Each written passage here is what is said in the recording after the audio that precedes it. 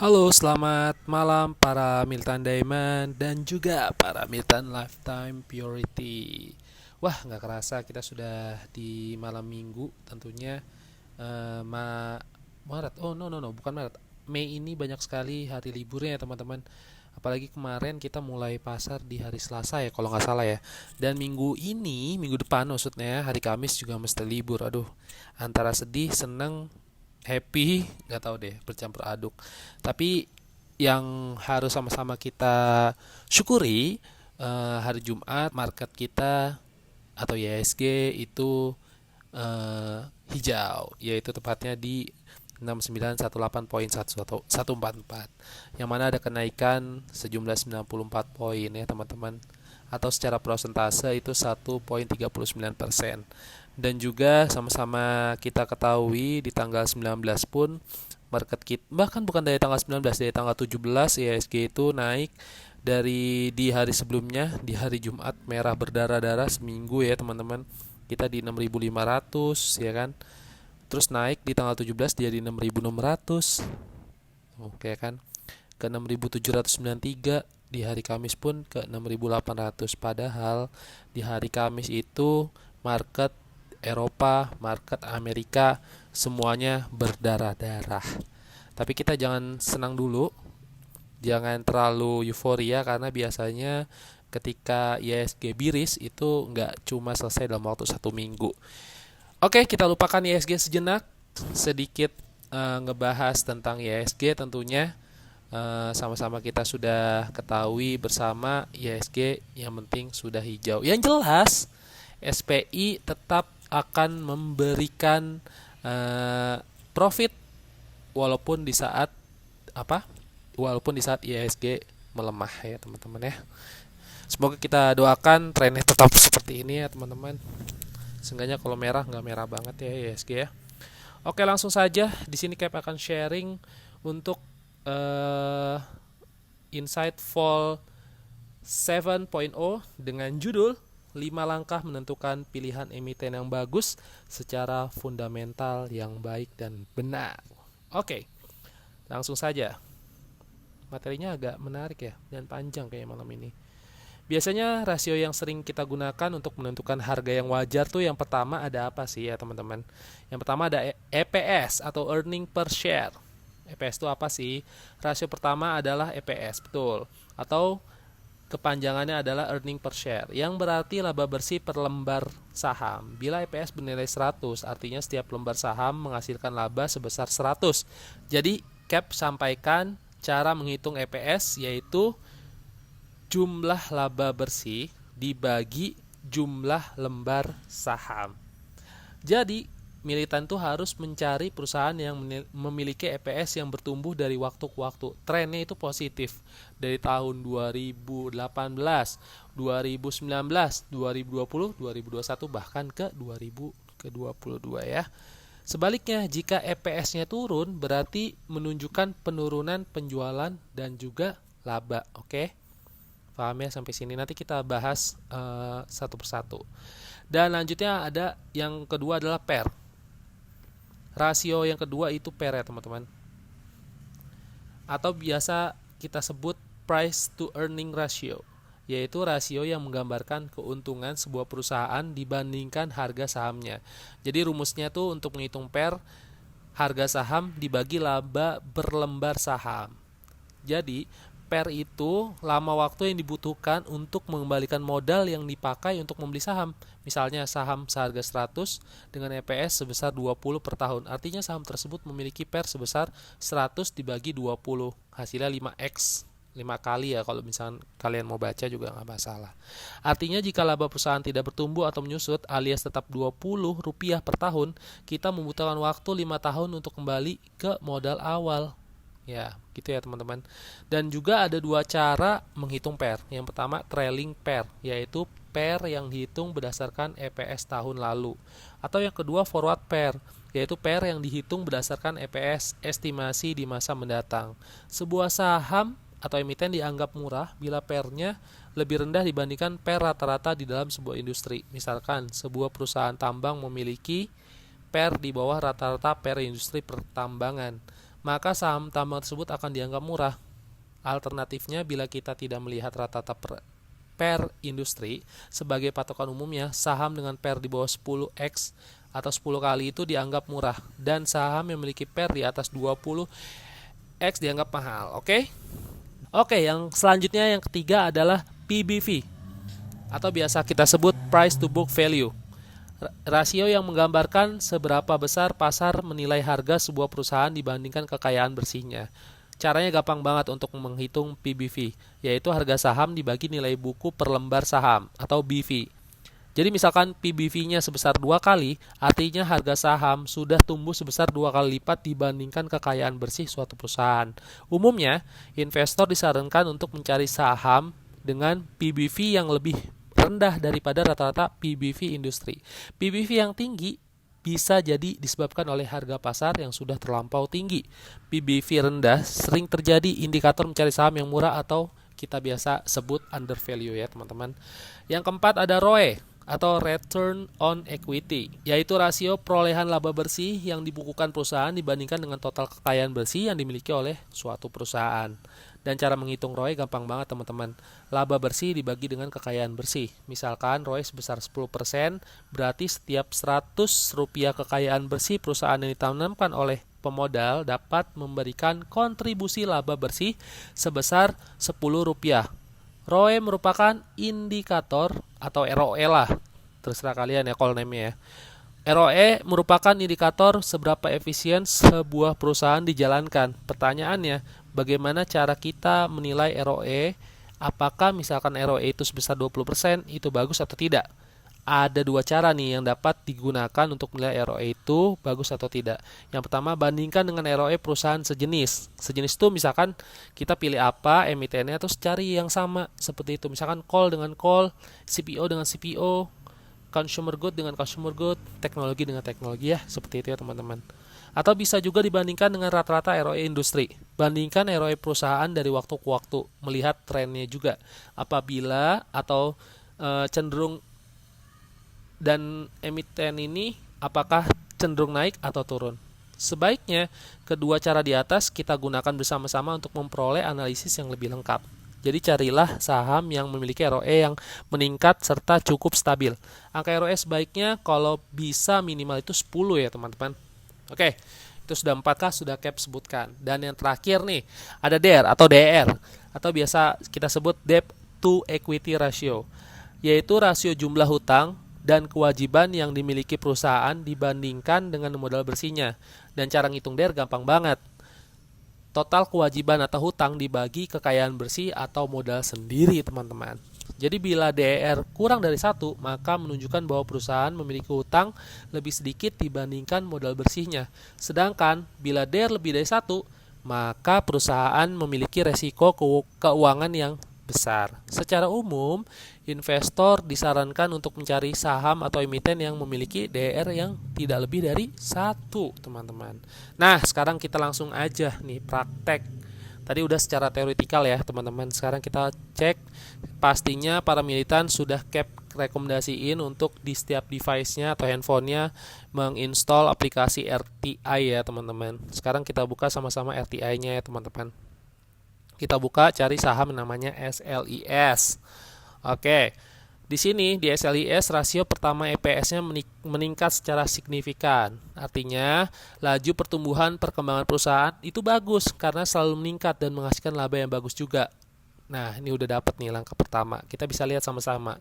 Di sini EPS-nya itu tadi dari 2018 EPS-nya 10 ya kan. Walaupun kita bisa lihat di 2019 dengan EPS-nya 15, tetapi di 2020 turun jadi 13. Kan bisa lihat kembali di 2021, wah sudah 13, artinya sama. Tidak lebih buruk daripada 13. Kalau misalkan dibandingkan dari tahun 2018 langsung ke 2021, itu sudah sangat bagus, artinya meningkat ya teman-teman, bukan mengalami penurunan. Walaupun ada penurunan dari 15 ke 13, seenggaknya masih ya oke lah, not bad gitu ya teman-teman.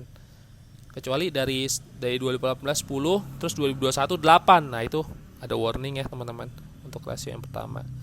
Nah, selanjutnya kita bisa lihat modal lebih besar daripada hutang.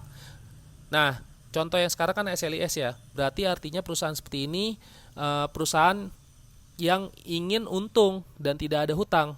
Jadi hindari perusahaan-perusahaan yang banyak hutang. Boleh aja nih hutang perusahaan lebih banyak daripada modal, tetapi jangan beda terlalu jauh. Jadi intinya equity harus lebih besar daripada liability. Lalu yang boleh kita cek nih ya di SLIS ya. Kita cek bareng-bareng, mana nih SLIS-nya. Sebentar, mohon izin cap juga buka juga ya. Mana tadi? Tadi harus lebih besar. Mana nih? Nah, kalian buka fundamentalnya. Untuk LSIS itu liability-nya 190,90 billion ya teman-teman ya. 190 miliar. Dan equity-nya itu 203,97 billion. Jadi otomatis ini kalian bisa cek sendiri bahwa SLIS itu mempunyai modal lebih besar daripada hutangnya. Jadi secara rasio yang kedua udah oke dong. Bener gak teman-teman? Oke ya. Pair-nya juga udah oke nih. Nah, selanjutnya ada apa lagi teman-teman? Selanjutnya yang ketiga ini penting gak penting sih? Ada BVPS. Ya, sama aja seperti harga wajah suatu perusahaan. Di sini SLIS BVPS-nya memang 102. Oke ya, kita udah lihat ya BVPS-nya itu ada di earnings di bawah fundamentals. Oke, ada ya.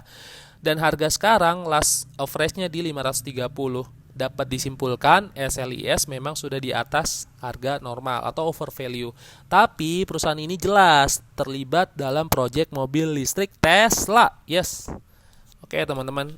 Jadi bisa dianggap lebih bagus sih memang kita mendapatkan under value saham-saham yang memang BVPS-nya memang di bawah harga pasar. Jadi artinya kita bisa buy on weakness lah intinya ya teman-teman. Dan selanjutnya ada rasio keempat, ada pair-nya ya. Carilah pair yang kurang dari 10, artinya masih under value. Kalau range-nya per 10 sampai dengan 20 itu harga normal, dan pair di atas 20 artinya over value atau harga udah mahal. Rasio kelima itu tadi, masih keempat ya teman-teman tadi. Oke, kita lihat yang keempat pair-nya nih. Mana ya? Sebentar, cap juga sambil buka nih. Nah, valuation, kalian buka valuation. Pair-nya memang sudah 42,09. Tadi kan cap sampaikan kan, untuk pair sendiri itu cari yang memang di bawah 10. Itu berarti kan under value. Jelas BVPS-nya juga sudah di atas. Jadi otomatis pair-nya juga di atas juga dong karena sudah 42,09.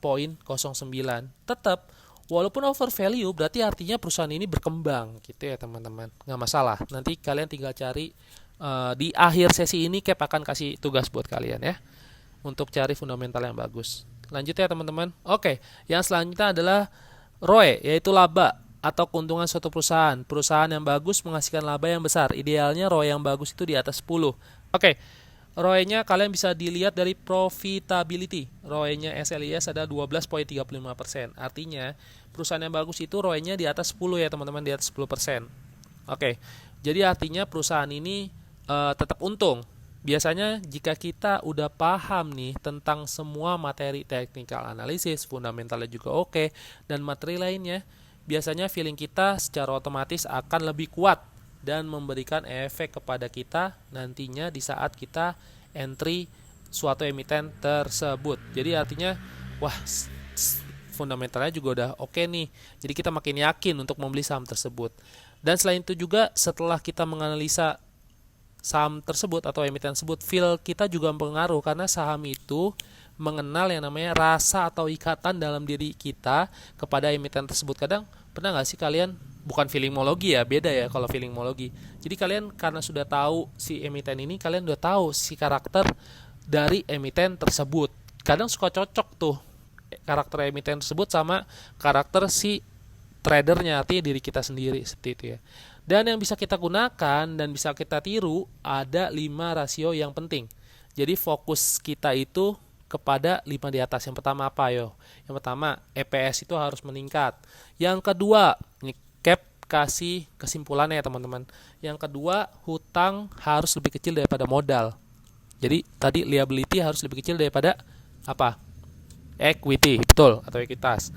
Walaupun nggak harus, asalkan jangan terlalu berlebihan hutangnya. hutang boleh lah, tapi nggak terlalu 2 kali lipat daripada likuiditasnya. Nanti aneh kalau misalkan equity-nya, kalau misalkan equity-nya itu lebih kecil daripada liability. Wah, kacau sih kalau misalkan equity kalian atau modal kalian itu lebih kecil daripada hutang. Takutnya nanti nggak bisa bayar hutang. Nah, itu bahaya banget ya teman-teman.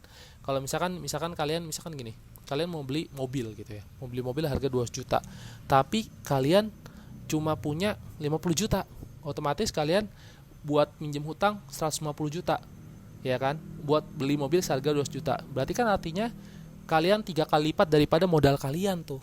Nah, gimana cara kalian ngebalikin 150 jutanya? Berarti kan nanti akan mempengaruhi keuangan kalian. Misalkan kalian kerja cuma gaji let's say 7 juta, 8 juta. Hitung misalkan 5 juta deh. Biar gampang hitungnya. 5 juta dikali 12 tahun, 60 juta.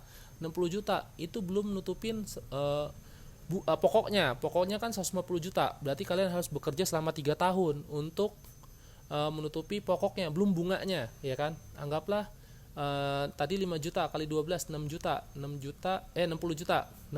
kali 3 tahun berarti 180 juta. Ya, udah lebih lah. Anggaplah 180 juta itu udah plus bunganya. Tapi kan itu 5 juta kalian gajian tuh full untuk bayar mobil. Kalian memang nggak makan, kalian memang nggak ke kantor naik transport. Ayo, harus pikirin, kalian punya mobil tapi nggak bisa beli bensin.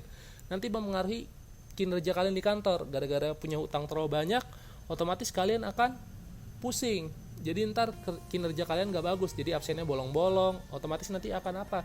Mempengaruhi kinerja kalian, dan nanti bos akan marah-marah. Nanti masuk laporan ke bos, terus bos laporan ke SDM, nanti gaji kalian gara-gara telat dipotong. Misalkan contoh, yang harusnya kalian dapat gaji 5 juta, berkurang lagi gajinya, dipotong 200.000. Otomatis kalian gak bisa bayar bunga. Nah, itu gimana? Kalian harus mikirin itu ya teman-teman. Itu contoh kecil dari cap ya. Nah, selanjutnya BVPS itu harus lebih tinggi dibandingkan harga saham saat ini. Sebenarnya sih nggak terlalu juga, nggak masalah ya, walaupun kadang cap juga suka mengabaikan rasio ini, karena kadang kalau misalkan lihat, kalau contohnya yang kayak cap kasih SLIS ini memang sudah overvalue, cuman kan masih prospeknya masih jelas. Kalau kalian lihat pun perusahaan-perusahaan gede kayak misalkan Seger atau ADMR, mungkin kalian bisa lihat BVPS-nya juga udah atau MTK BVPS-nya berapa ya, coba nanti kalian cek sendiri ya. Pokoknya sudah lebih tinggi daripada harga yang seharusnya, kayak gitu ya teman-teman. Dan selanjutnya ada PER-nya itu harus di bawah 10 sampai 20 kalian harus catat, itu normal. Di atas 20 itu overvalue. Jadi jangan sampai minus. Kalau sampai minus itu aneh banget, dan nggak usah dipilih ya teman-teman. Tapi kalaupun mau dipilih pun ya udah, misalkan cap kok ada, aku lihat cap rekomendasi saham yang PER minus.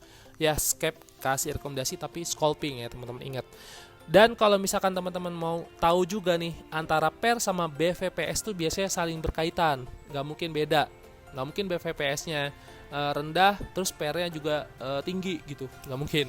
Karena kalau misalkan BVPS-nya rendah, artinya undervalue, nggak mungkin PER-nya itu juga tinggi. Maksudnya BVPS dan PER itu pasti saling berkaitan. Dan selanjutnya yang terakhir ada ROE. ROE itu harus di atas 10%. Jadi 10% lebih lah ya. Jika rasio lain mendukung dan ROE-nya di bawah 10, asalkan tidak minus, masih tergolong bagus. Ya, istilahnya termaafkan lah ya. Karena perusahaan masih menghasilkan laba yang bersih. Seenggaknya ginilah, kayak misalkan kalian memilih perusahaan yang ROE-nya itu cuma 2%, kan kata cap harus di atas 10%. Ya nggak masalah selama perusahaan ini masih terus berkembang dan jelas produk salesnya juga ada tuh. Kalau misalkan kalian buka tuh, kalau lihat nih ya, sebentar cap buka lagi deh biar enak ngomongnya ya. Kalian juga bisa lihat di fundamentalsnya ya, kalian scroll ke atas ya. Itu juga ada salesnya, berapa tuh? Salesnya itu 448,36 billion. Jadi di situ jelas dia ada menjual sesuatu produk dan produknya laku. Nggak mungkin produknya laku keras tapi labanya kecil, itu nggak mungkin. Coba kalian cek perusahaan-perusahaan yang bagus, pasti secara salesnya, fundamentalnya itu juga pasti bagus ya teman-teman. Walaupun yang penting dia jangan sampai ROE-nya itu minus. Nah, itulah dia semua cara menentukan 5 langkah kalian menentukan fundamental yang baik. Baik, itu saja yang sudah Cap sampaikan. Gak kerasa sudah lebih dari 15 menit. Semoga kalian lebih bisa lagi bagus lah secara fundamental walaupun secara singkat ini. Terima kasih semuanya. Sekarang weekend, salam buat keluarga semua dari Cap. Oke, jangan lupa yel-yel kita apa teman-teman? Yes, betul banget. Salam profit, salam militan.